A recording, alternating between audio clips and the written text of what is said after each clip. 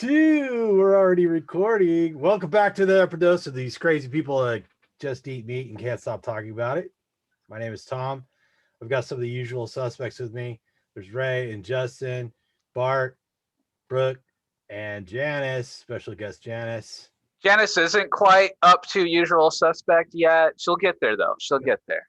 Maybe. We'll see. These guys are just telling the funniest stories about being vegan and trying to order in vegan restaurants to try to sort out the check at the end. And so we decided to start recording so we could share a little of this humor. So Janice, you want to tell us about the waiters in Santa Cruz?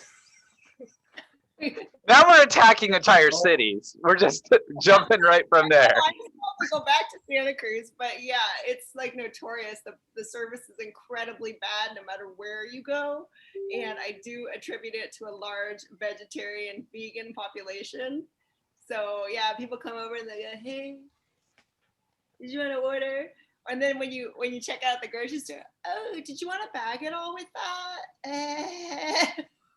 Kind of the attitude. And I never thought about it with respect to people being vegetarian, because I was like, what is wrong with these people? I thought it was just because they were stoners, but apparently it's because they're the cruise. I mean, it is Santa Cruz. Yeah, it is. That's a combination, but a bad one. And they're students. Some of them are students. That too. Yeah. Throw in a little bit of cultural Marxism in there and mix it all together, and there you go.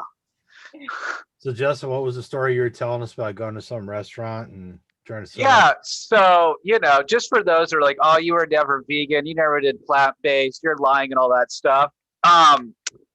Listen, I've been to Cafe Gratitude, okay, a couple of times. All right, it is the most hoity-toity, high-dollar, fancy vegan restaurant that exists. And I once went with a group that was like a new age spiritual retreat, man. We're going to unlock our Kundalini and bring about the savior of God's consciousness onto this earth. We are the rainbow children. We are crystal children. We are the gateway to the unlocking the sixth dimensional consciousness of the human spirit animal, man. It's one of those conferences, right? And so, after the conference, there was, let's go. We're all gonna go eat at Cafe Gratitude because we're all vegan and we want to make sure that we keep our energetics, because you're a higher being if you don't eat animals, because if you eat animals, it brings down your vibe, man. And so, I was totally into all that, and so we go there, right, and. So first of all, Cafe Gratitude, it's 100% vegan, like for sure. I don't think it's vegetarian. I really think it's straight vegan, if I remember right. And they have, the diet cheeses and all that kind of stuff. I think I got some kind of black bean burger or something like that. It tasted like bad McDonald's. Like McDonald's, like say you ordered a Big Mac, okay? Regular Big Mac, not carnivore style. You left it outside, okay? You left it outside for about 6 hours. Then you brought it back in, and then you microwaved it, and then you served it. That is what it's supposed to be their McDonald's clone, is what it was. I can't remember, double vegan Holy Spirit Enlightenment burger or something like that. And so, I get that, and there's like 15 of us, I'm like, who's this guy? Who's this girl? Whatever. I might talk to her later. She's kind of cute. The usual gatherings. And at the end of the day, the bill was like $380, and, we had he's like, oh, I'll split it all evenly. It's like, hey, I did not get 3 appetizers and 2 beers, because beer is vegan, most, the beer there is vegan. So you get a beer and be vegan. So it's like, yeah, no. So, they're all trying to do math and, the vegan brain chugging along as best it can with logic, reason, and numbers. And it just was a struggle. And so I threw down $40, more than my share of my meal, I will add, and walked off with a couple other sane people that had the wherewithal to do the same. So yeah, so that was very interesting. But I've been to the mall. I've been to One World, Veg, in Covina, California. I've been to a whole bunch of different of the vegan Doomies. I've even been to Doomies in Los Angeles. Terrible food. It's just like fried plants, basically, is what Doomies is. It tastes terrible. Well, I gotta pose a question, even if it's just hypothetical. You go to a hoity-toity restaurant and they're trying to emulate a plant-based McDonald's meal. What? I mean, really, if you're gonna have a fancy, expensive Right, restaurant, like all the things is your goal McDonald's. really to simulate McDonald's? Right. I don't know. Basically, well, I mean, because the whole vegans thing is that it's all about conversion, right? So it's like, oh, if we put something on the menu that people are familiar with, they recognize the name, they kind of understand what it is, then they'll be more apt to buy that item. And then, look, you're vegan. Wasn't that meal? Don't you feel so much more enlightened now? Look at your chakras, man. Like, and then you're converted, and then you're a vegan, and then Can your you house see my starts. chakras? I have to say, I have been to a really high end. It was 5-star. It was a Zagat rated restaurant, vegan restaurant in Napa, where it's really beautiful, and they use high powered machines to get certain whips and different kinds of processing of the things, and every plate is like gorgeous, like a beautiful thing. And so it's definitely because they were just bringing high art to cooking, plants and plant foods. So it was beautiful. It was different than Cafe Gratitude, which I think didn't they go bankrupt and have to close?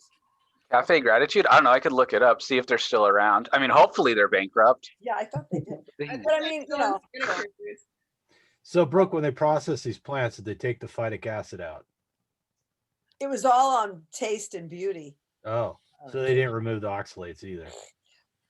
But it was very beautiful, and things were whipped and creamed and processed and made into all kinds. They had a regular lab in there, and it was it was a beautiful experience, and they also had a lot of nice wines and champagne or whatever. It was an app, but Vegans love their liquor.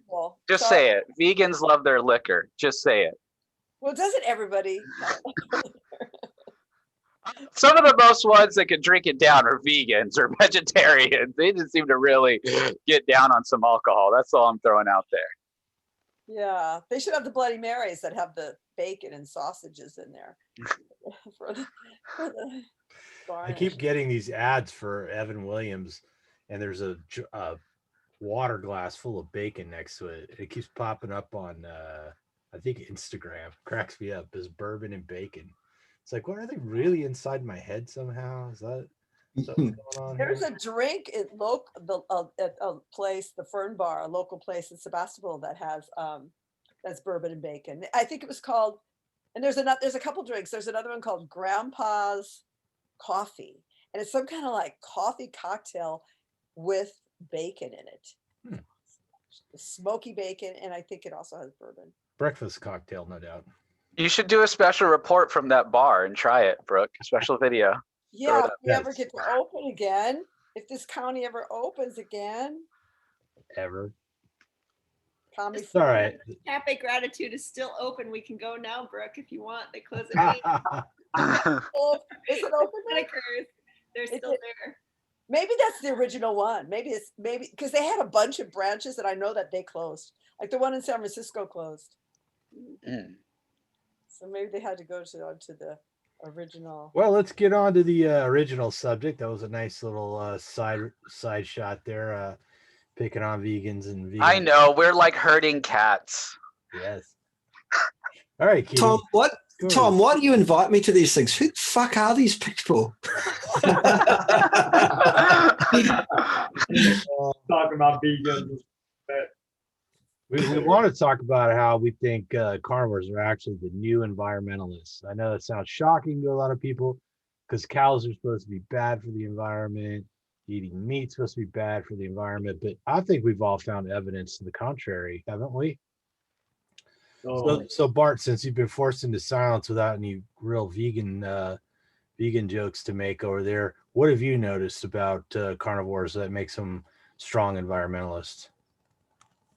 Yeah, I think we all could pat ourselves on the back really as carnivores, not only for eating a species appropriate, species specific diet for human beings, and for not being sucked into the ideology, spin doctrine, and propaganda of these severely intellectually vegetated people that are running around the place telling you things like eat a whole foods plant-based diet, that's good for you and stuff, and it's much better for the environment, they'll say. That's fine until you actually look, or until you actually engage more than 3 brain cells and think about it and go, well, hang on a minute. Every single plate of plant-based slop that's put in front of a vegan anywhere in the world is necessarily, absolutely cause and effect associated with tens of thousands of animal deaths. You cannot grow a field of corn, for example, without killing hundreds of thousands of insects, without destroying the soil quality, without mowing down some rodents to get to growing that corn, without spraying it with glyphosate. You can't get that corn to the plate without shipping it around the world. You know, it's the whole idea that cow farts are going to kill us. I mean, for goodness sake, if you even just look at the North American continent, the number of cattle, domestic cattle, that are living on the North American continent is currently significantly lower than the numbers of bison herds before the Europeans arrived. That's correct. I mean, there was herds of bison running around that took days to pass a single point. Yeah. Yeah, and where was the methane issue then? Where was and really what's going on is you're maintaining prairies that are sequestering the CO2 anyways. So, and that methane generator is just part of a cycle. That, I mean, you know, and then you take a biologically diverse area and you monocrop it. So you basically mow down every fucking living thing in that field, and you resow the field with corn or soy, for goodness sake, you know, good stuff, or wheat or whatever it is that you're growing. You turn that soil over, you destroy the culture in that soil, you discourage the insects that live there, the different species of insects that live there. Well, you completely destroy biodiversity as a whole by monocropping. You eradicate biodiversity. Yeah, that's what we saw here in the United States. And then States. You end up with agricultural runoff into the oceans as well, which then destroys the oceans while we're at it. But no, absolutely though, cow farts are the problem here, for goodness sake. Well, remember the Dust Bowl? The whole Dust Bowl was all about that. Yeah, you got people row cropping everywhere, just killing off the topsoil, and then there's not enough rain, crops fail, and then the wind comes along and blows the dirt away, or what little topsoil there is gone. Yeah. What about people? True. What was that, Janice? Exactly. People farts. When I was a vegetarian, I farted more than you could possibly imagine, and I never fart anymore. Daily diarrhea is the vegetarian and vegan way. And then everything you eat is undigestible, so it all comes out, and then it has to be treated as sewage. And then you're using so much toilet paper. I use almost gassy toilet paper, and I don't fart anymore. So people gas, does that contribute to methane, or is you're a woman? Women don't fart, honey. Of course it does. They're so gassy. Like you'd go to these ecstatic dance and have a bunch of vegans, and it just stunk. Because everybody, everybody had beans. Everyone had beans. But when I'm being serious though, isn't human like farting? Isn't that this? Doesn't that have? Sure, absolutely. I mean, you're putting out all things equal. Yeah. I mean, I literally farted so much, and I hate to say that, like, because it's really gross, but at the same time, I don't ever fart anymore. And my waste product is so minimal because I'm not pooping hardly. I mean, I would go to all you can eat salad and then everything would come out. And so nothing would really be staying in there. And then you have to use the toilet paper because you're constipated or you got diarrhea. Right. So I'm just thinking those are significant in terms of environmental impact as well. It's a good point. Well, And you they know, don't quantify people farts. Carnivores are not gassy and they poop a lot less. Fair argument. Which, if you are familiar with the modern sewer systems, every time you flush out toilet, you're using clean water to do it, right? So it's not just waste that has to be treated. You're using water to flush the waste material down to the treatment plant, right? Right. I work for a water district, so. Oh, do you? Yeah. Oh. Silicon Valley's primary water district. So Basically, I think what it all boils down to, I think we should ask my colleague, my fellow Field Marshal Sir Lord Edward Yellow, otherwise known as Yellow Ted. I've often asked him in 2 words or less, can he describe what happens when you go vegan? And he said, certainly I can describe that for you. Liquid ass! what did he say? You need a translation on that, buddy. Yeah, right. Liquid, he said liquid ass. That's funny. It's the diet of daily diarrhea. Yes, it Yep. is. Well, I didn't find that to be the case, actually, but it's certainly a gassy diet.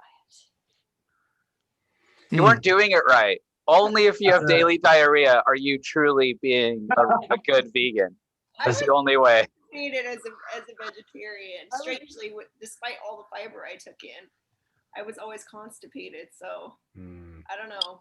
Well, and if you look at the studies that I think it's something like 76% of people who added more fiber to their diet when they suffer from idiopathic constipation actually made their constipation worse. So something less than a quarter of people actually got relief from more fiber. So fiber helps some people when they're constipated, but if you're already eating a bunch of fiber, it's probably not going to help. So if you're eating vegetables and you can't poop, it's probably because you're eating vegetables. Well, and I would buy a lot of vegetables because I was really thinking, I'm going to eat them, right? So I would buy like one of everything, a broccoli, a cauliflower, a bunch of beans, all this stuff. The rainbow. I would waste it, right? Because it's like, I didn't actually want to eat it. So I would force down as much as I could. And then I'd end up throwing away a huge garbage bag of vegetables every week because and that just goes to the landfill, right? If it's in your bag of, your garbage bag. So well, I was going to ask. I didn't compost. I was going to ask, haven't people noticed that they throw away less trash on carnivore? Yeah. Oh yeah, 1000%. The plastic wrap, that's about it. Yeah. Some butcher paper. Butcher paper, I didn't throw away. Right, that's Well, what I throw away. like Pim and I eat almost exclusively from our local butcher. We get meat and we eat the meat in whatever form we're going to do that. And then what we're left with is bones, collagen, connective tissue and stuff, which invariably gets used for broth and whatever else. And then what's left out of that, among other things, gets fed to the dogs. There you go. There's bugger all waste that goes out of this house. And, I'll echo what Janice said, in terms of the human waste that leaves this house through the sewage system. It's the volume of that is vastly reduced for both of us from the standard diet, not to mention the gaseous emissions and all of that kind of nonsense. At the end of the day, these idiots who are saying, oh, well, obviously, the vegan diet is much better for the environment, obviously, haven't actually... They're not idiots, they're enlightened, okay? They're six-dimensional beings. Yeah, my bad. I'm a bigot, and I apologize for my bigotry. But at the end of the day, they haven't engaged more than one single brain cell, and there's probably a reason for that for most of those. You don't have brain cells in the sixth dimension, Bart. They're enlightened. My ignorance is unbelievable, Justin. I apologize for my ignorance in this respect. I really do. It's an indictment on myself, my family, my queen, and my country. This is what they're told by the media. Right. Yeah. So it's cold every day, every day, Yeah. every day, every day, every day. So really, it's So just another hoodwinking. let me ask my formerly plant-based friends here. Do you not find that you are much healthier and have far fewer sick days now that you're carnivore? Absolutely. And you save on Kleenex because you never have a runny or stuffy nose. I used to always be having allergies. I don't have environmental allergies anymore. I don't get sick. And I never have to blow my nose anymore. However, I am using more Kleenex on the lower horn. All right, Justin. Thank you for sharing that. Back to the libido episode. Yeah. Shower. Save it for next year's libido episode, would you? Hey, by the way, while we're on that, next year's libido episode, can we have some of the ladies show up for that, please? Really? I was Guys, waiting for you guys. Invited. well, few guys talking about being horny for an hour. I happily contribute to the conversation. I have plenty to say on the topic, so maybe we should do a part 2. Yes, we can. Well, let's do a part 3. Let's do it next week. Next week on the show, horny Janice who doesn't fart or blow her nose. And another way that we save environmentally is that if you're like Raymond and I, you pretty much don't shower anymore, right? And I've been using the water pick to just see what comes out from between my teeth, and nothing comes out anymore. So I don't need to use floss. I pretty much am heading toward not showering at all, like Raymond, because I don't really think. Wait. I do cold shower. I just don't use soap. I know, but like meaning soaping, and I'm not in there for very long anymore. I shower way less frequently because my skin's not messed up. I don't have all this dandruff and everything going on. I mean, I don't stink. My feet used to reek, so I pretty much hardly use any water now. And I don't drink as much water because I don't need as much water. Well, playing off of that and the fact, I brought up the point about we just don't get sick, which is a tremendous burden on society, because the pharmaceutical industry by itself is an enormous polluter, right? And then the United States spends something like 1/5 of its gross national product on healthcare, which is a tremendous amount of money. And here we don't get sick. But one of the things I discovered along the way is that inside your mouth, the thing that causes cavities is streptococcus. It's the same thing that gives you strep throat. So when you're eating carbohydrates, you're actually feeding the streptococcus, and it mutually breaks down carbohydrates with candida in order to help feed each other, right? So they're colonizing in your mouth and then causing havoc throughout your body, including boring holes through your teeth, which everybody and everybody knows dentistry is expensive and painful. So something to be avoided, right? And then on top of that, going down the drain, right? You're talking about polluting the watershed. Right. Antibiotics going. I used to have chronic urinary tract infections. So I would have to take a broad spectrum antibiotic, several times a year. And so now I never get them anymore. And so I'm pretty much taking no pharmaceutical. And since you work for a large metropolitan water system, how exactly do they get the antibiotics out of the water? I don't know, but we do have an advanced water purification center and we have multiple treatment plants. So I don't know the logistics, but I know they use, like in Santa Cruz, they use like they do some anaerobic bacterial processing or something. I can't remember. I went on a couple tours, but I'm in HR, so I don't know. That's your homework for the next video. Okay, I'll look it up. So the other thing that you two mentioned that you don't shower so intensely, or you don't use as much soap. Staphylococcus lives on our Staphylococcus hominis, right? It lives on your skin, and that's what produces most of the body odor. And again, it's another carbohydrate loving bacteria. So when you stop feeding these creatures, we don't smell as bad, we don't get cavities, we don't get strep throat, we don't get fungal infections from things like candida, and so on and so forth. And that's all just from eating meat instead of carbohydrates. Exactly. So what we should stop doing is we should all stop feeding these carbohydrate loving bacteria like Staphylococcus, Streptococcus, and Paul Saladino. But at least Paul Saladino lives on a special diet of honey. Yes, I know. I dealt with Paul this morning, so I watched the video. It's quite amusing. He's still a meat eater. He just adds honey. Yes, I just like to point out that the Hanzo were very quick to give him back. they were. Weren't they? Now he's hanging out in Costa I'm amazed they didn't fucking eat him. Frankly, I didn't tie him to a beehive somewhere. Sorry, Paul. Not sorry, Paul. We love you, Paul. And a couple other things regarding waste. My feet used to smell so bad that I literally would have to throw them away. And now You threw your feet away?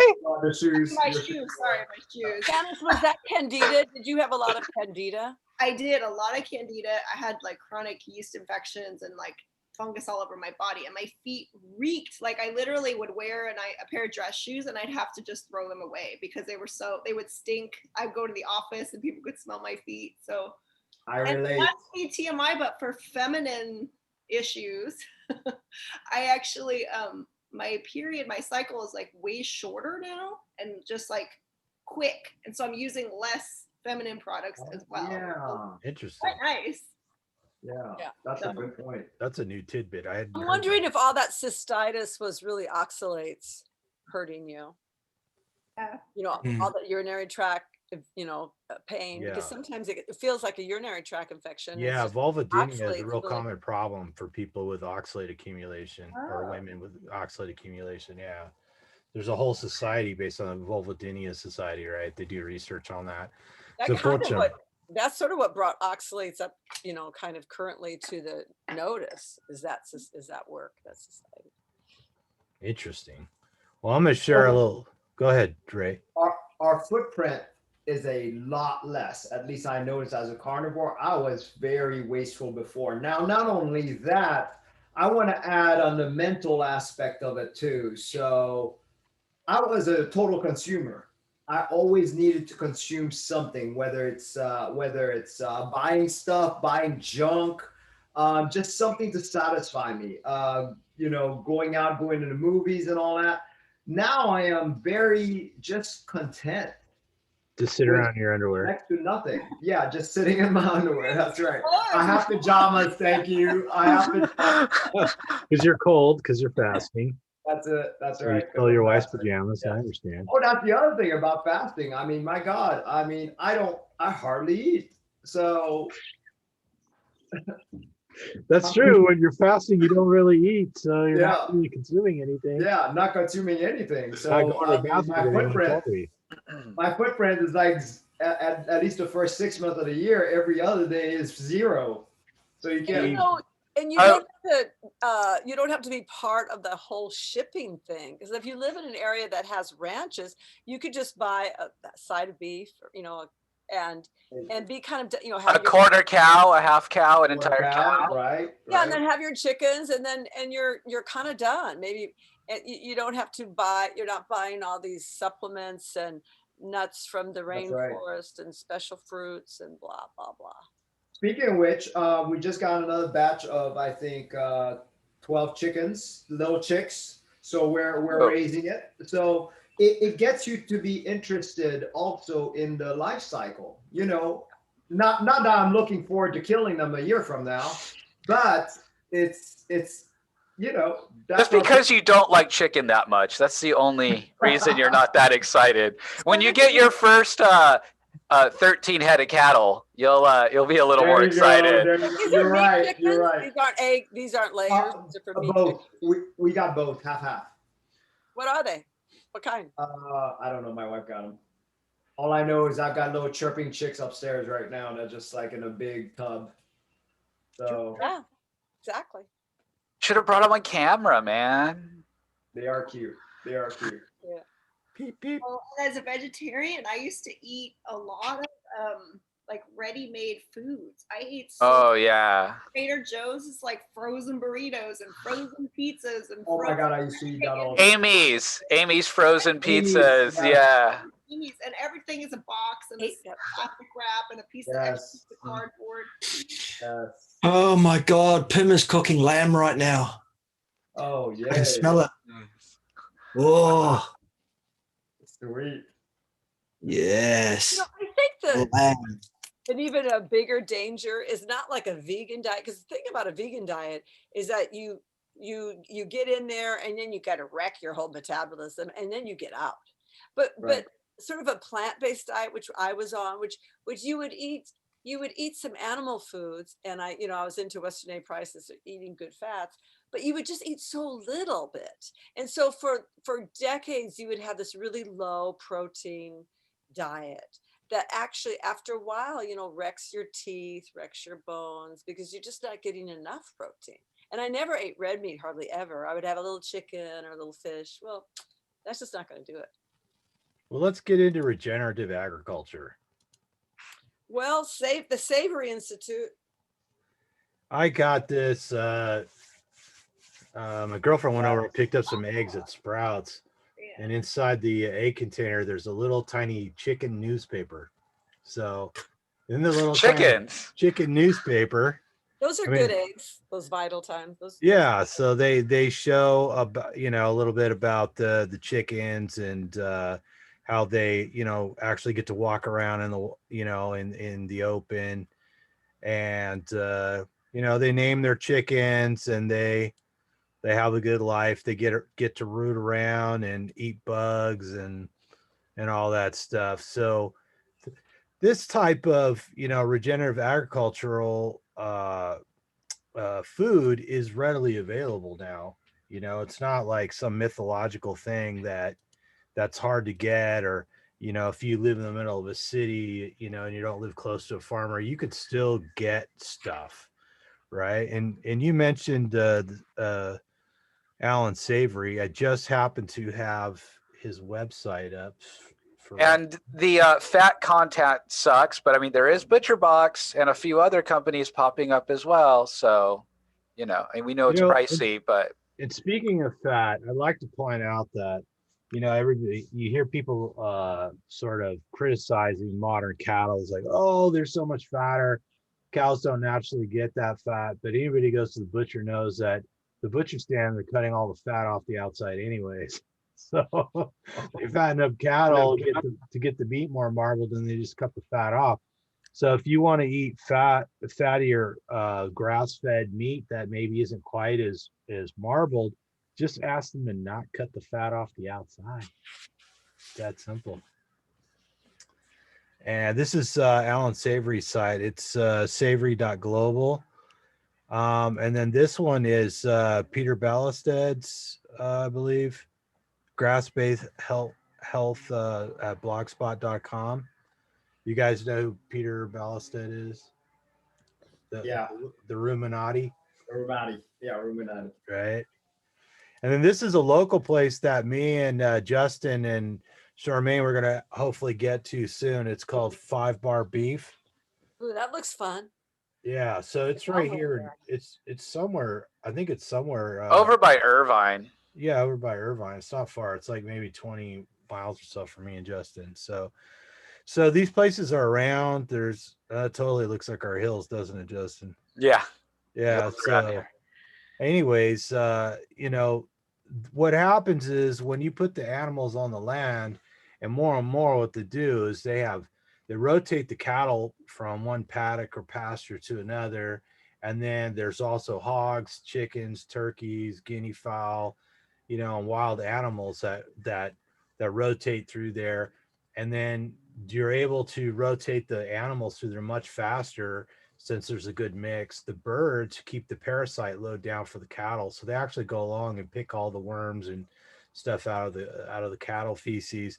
The cattle actually work the soil with their hooves so that the water penetrates better, which is good because particularly here in California, most of our water is sort of what they call aquifers, and aquifers are these giant areas of fractured rock under the ground.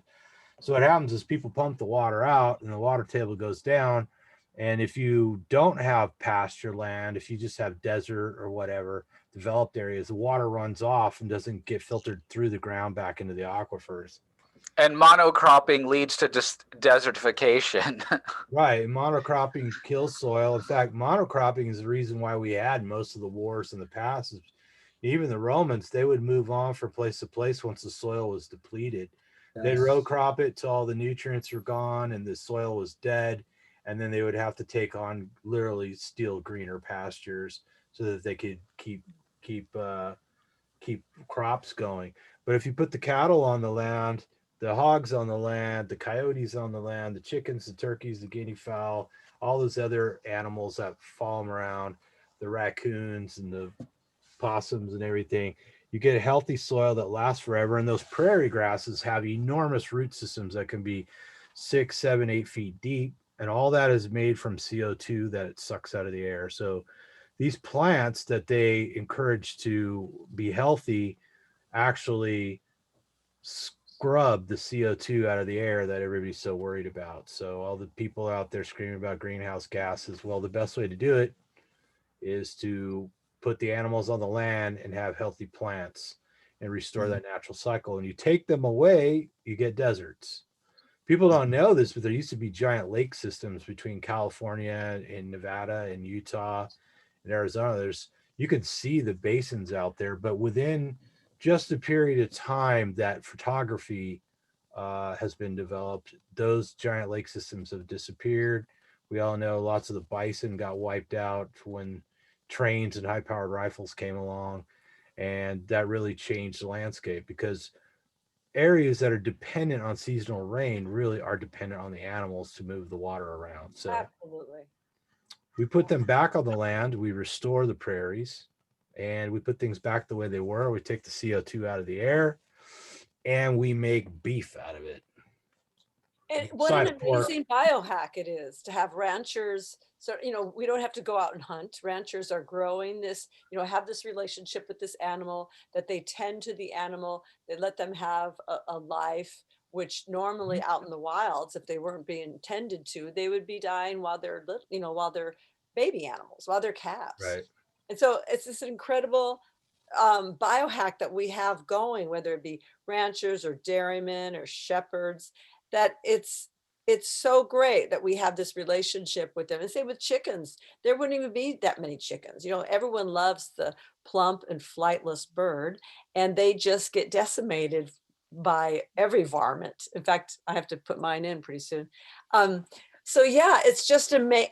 I'm just so appreciative of the biohack of animal husbandry. Yes. See, if we respect the circle of life and be a part of nature, then we have a solution. The thing is I even had a friend one time, and she was like, I'm not an animal, I'm a human being. And that made me think a lot. I think a lot of human beings think that way. It's almost like we can escape this circle of life. And you're not going to break into song, are you? Right? A circle of life. I will. But I found that fascinating. It's fascinating. And the word humane, it comes from, the fact is we don't tackle an animal down and eat it while it's still alive. We don't eat it live. We put it out of its misery. I mean, the word humane comes from the fact that we do it in such a way to try to cut down, mitigate suffering. And out in the real world, in Mother Nature's animal world, that's not a problem. There's no treatment for broken legs out in the animal world, or infections, or alive, eaten alive. Right. The word humane comes from that. So the fact is, us eating animals and doing it with animal husbandry actually, I think, sort of made us. Yeah. Made I saw it one time with a Komodo dragon eating a cow. And they would eat it, and they put a poison in it where it stayed alive for like 3 days. Meanwhile, they're eating its insides out. Horrible. I know. Yeah. You're seeing this cow moving. Meanwhile, they're just chomping away at it. By the way, that is my favorite animal on the planet, is a Komodo dragon. Okay. I want a pet Komodo dragon. At some point, I will have a pet Komodo dragon. They're carnivore, aren't they? But I'd like to say, it's an amazing, beautiful, elegant system, edgy and elegant system Mother Nature created with the food chain. So, you know, find your place on it. And I'm just really glad as a carnivore that my place is up there. I'm not an insectivore. I'm not going to eat insects. There is no food without death. And that's the thing that people, for some reason, you know, we've got all these people out there who want us to believe that human beings are bad. People are bad. People ruin everything.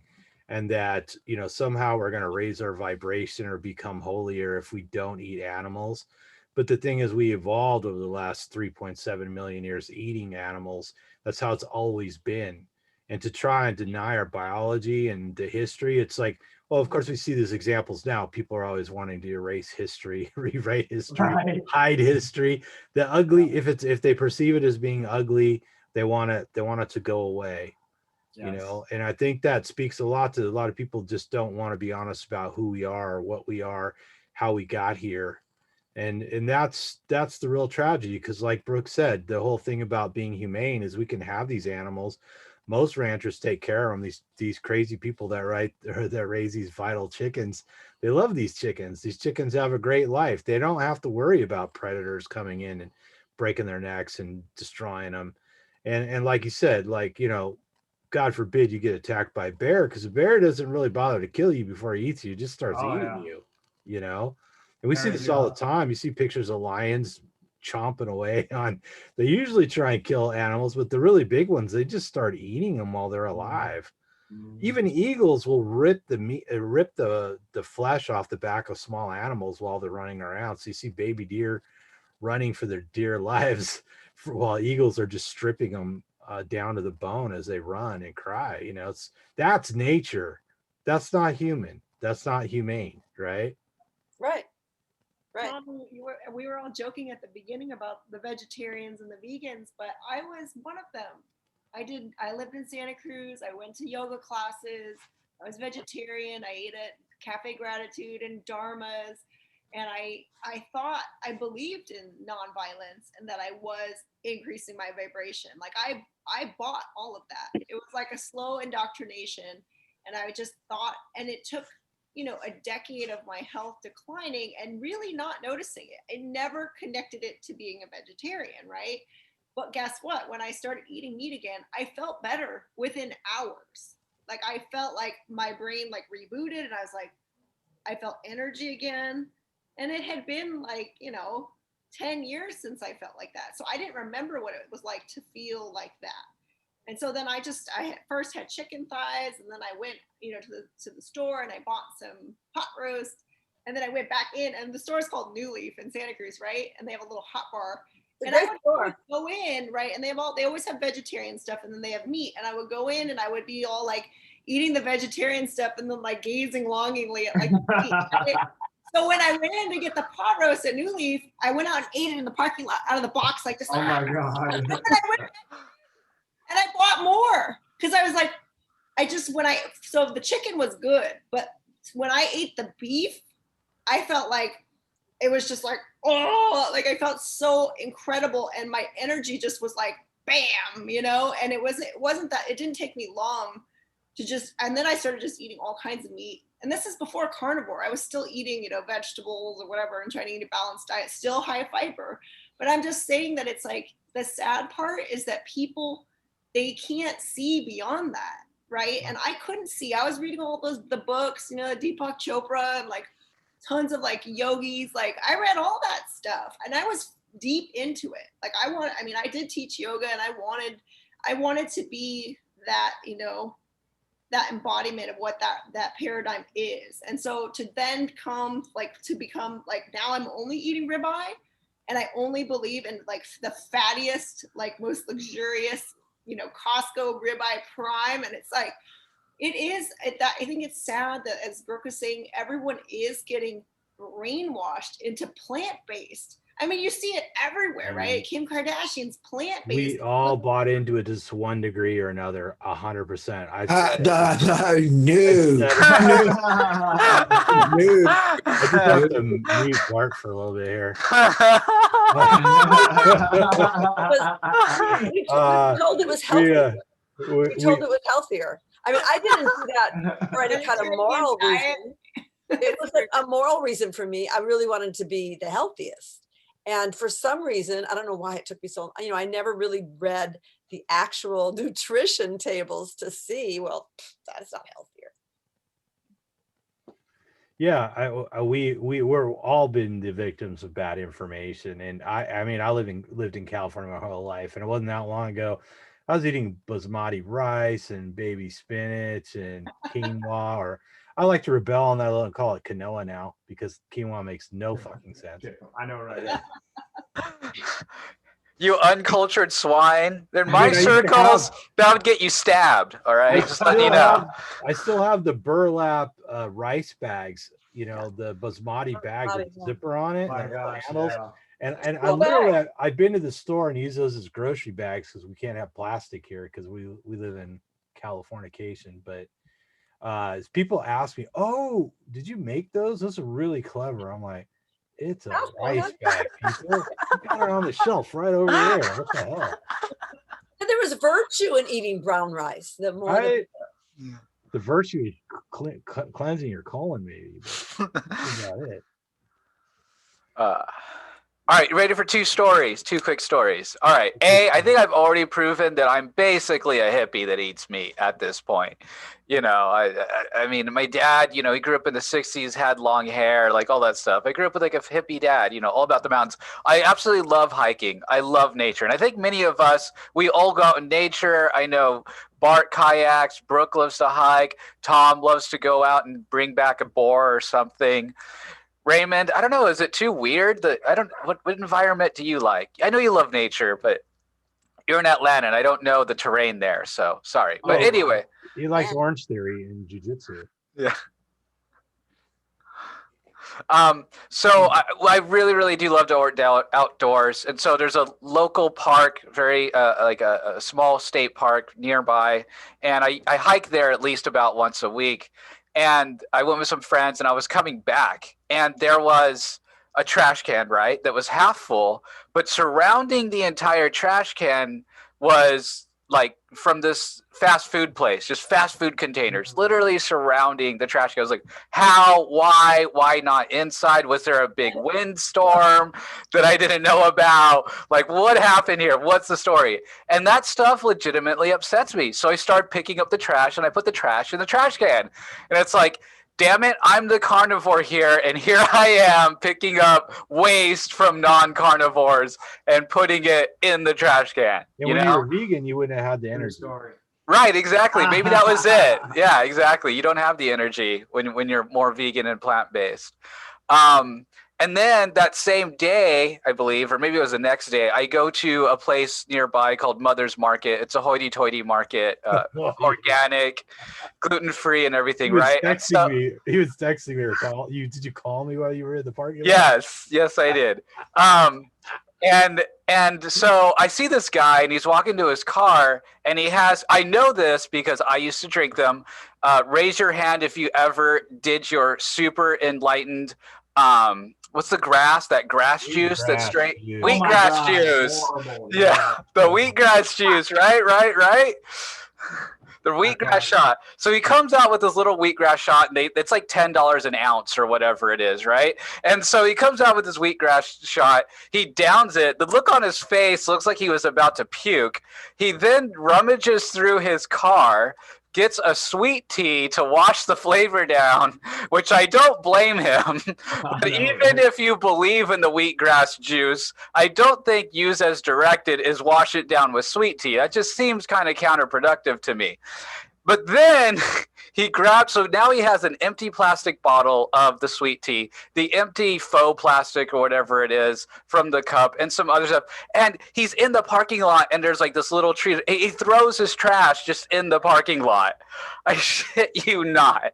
In front of me. And I was like, I'm about to give him a carnivore beatdown, like pick up your litter. You know what I mean? Yeah. So carnivores are the new environmentalists. No, I will not live in a pod, and no, I will not eat the bugs. Mic drop. Nice. No bugs. All righty then. Anybody else got any environmentally related carnivore news? Bart? How about there over there in New Zealand? You just got sheep walking around everywhere, and that's what you eat, right? Well, you know, we're pretty lucky here to be in a green part of the world, a fairly unspoiled part of the world. I say fairly; it's not completely untouched. We live in a land area which is the same land area as the United Kingdom, which, to give you an idea, the United Kingdom has got 67, 68 million people living there. We have 5 in that area. So there is huge areas of unspoiled wilderness to have at.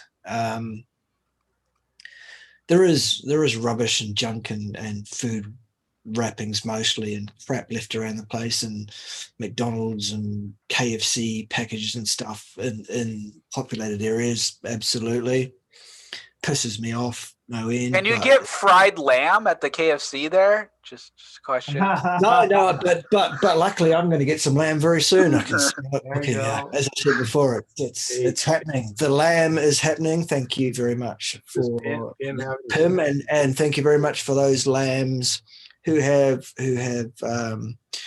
volunteered and agreed. They gave their full consent to participate in our nutrition program here today. So thank you to those lambs that made that choice. That was mighty wide of them.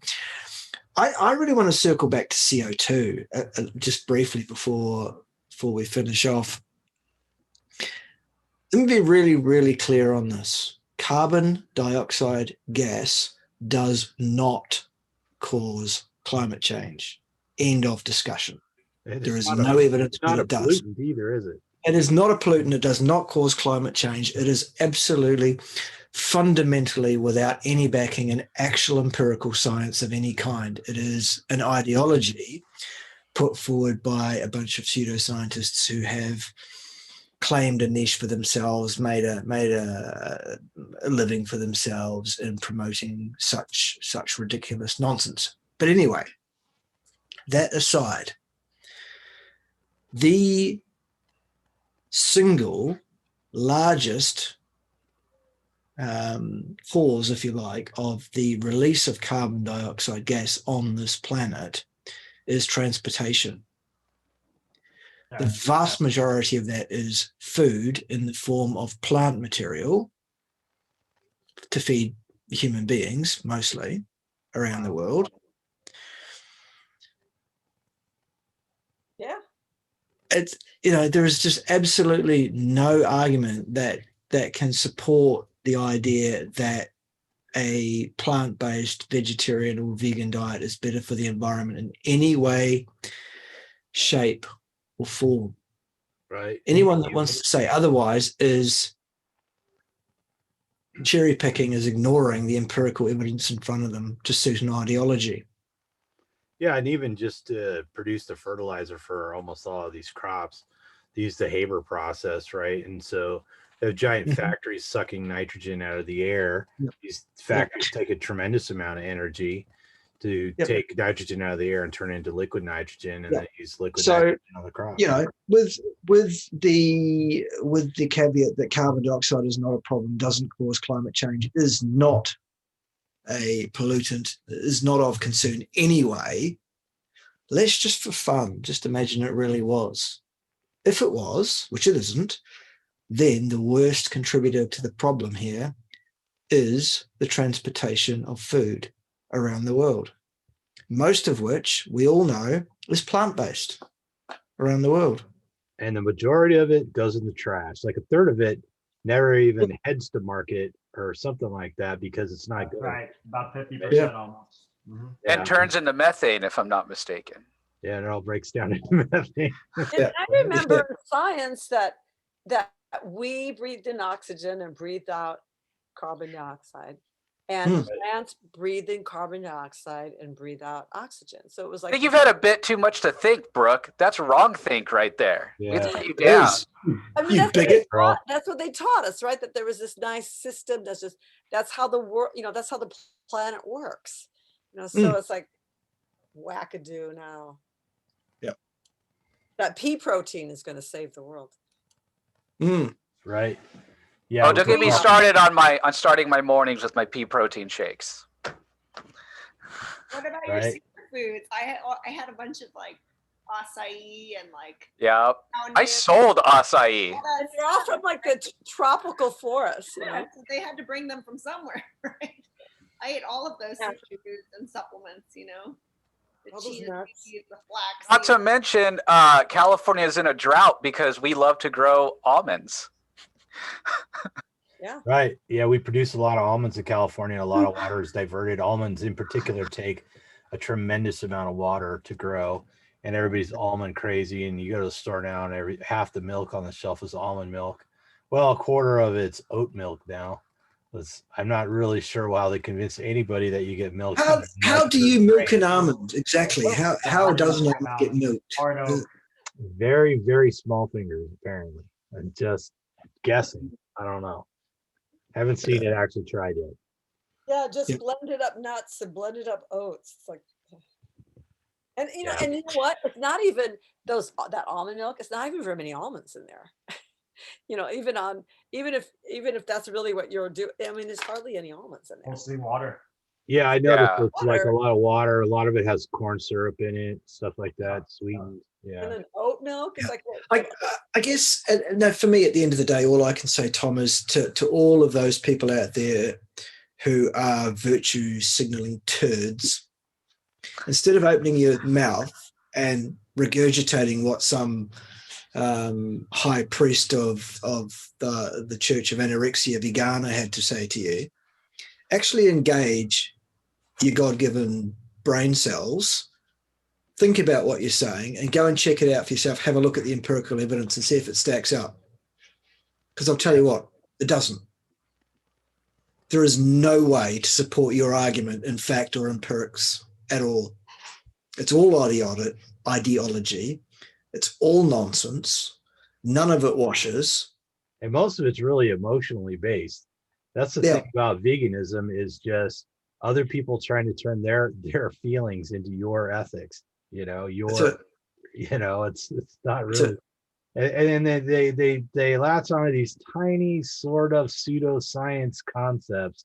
They're just tangentially. It's a quantum universe, man. That means like your thoughts are creating the reality. And if you just think good about the plant and you talk about them, and yeah, plants feel like a little bit of pain. They don't want to be eaten. But because animals feel more pain, you're traumatizing an animal while you're eating, and you're ingesting that trauma, and it's making your vibration more dense, bro. The biggest problem with eating plants is that you're eating your food's food, you know? That's right. Yeah. And that's not even to mention the upward inflection.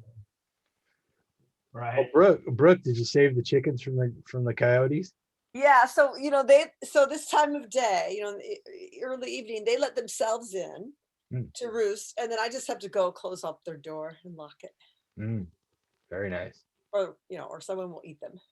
Well, I think we're reaching the end of our discussion. I know Ray's got to go, and it looks like Janice has got something going on. So we'll wrap it up. We're going to thank everybody who leave us some comments and maybe send the link to this video to people who enjoy it or benefit from it. And make sure you subscribe to the channel because it really helps. And make sure you visit, Bart has his own channel. Ray has his own channel. And Brooke, you do videos with MeatRx, right? Yeah, for MeatRx success stories. And I'm pretty sure Janice has got her own brand going on. I don't know if she does videos, does she? She's with us now, so she's doing videos wherever she can, but I don't think it's purposely. So, all right. No. Not purposely. Yeah. Whoops. I accidentally made a video. Bugger. Right. No, I have a new Raymond. I want to tell you, we have a new carnivore at the Santa Cruz Harbor, and he loves it. He loves it. He's 2 months in, and he's getting all these other people to do it now. So Carnivore, awesome. If you want to, I mean, you might want to chat with him. We are going to chat with him for sure, because he's having major. He's one of those people who just has huge improvements in just 2 months. So yeah, he's a really good story. All right. I remember you told me about him, Yeah, sounds good. Yeah. Excellent. Well, until next time, everybody out there eat some meat, feel better on whatever you do. Don't eat the bugs. Don't live in a pod.